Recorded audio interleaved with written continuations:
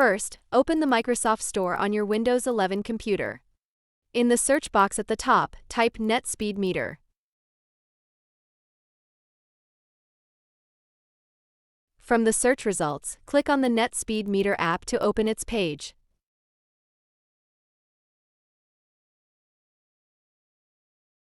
Now click on Get to download and install it on your PC.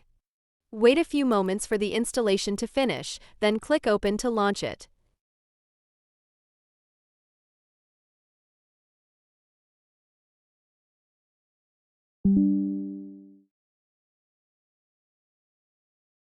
Once the app opens, you'll see a small green rectangle appear on your screen. This box shows your current upload and download speeds in real time. To customize it, right-click on the speed meter box and choose Settings from the menu.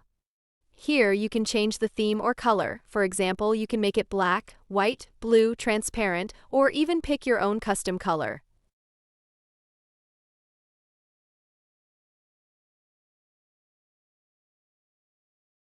You can also drag the box and place it anywhere you like, even on the taskbar for easy access.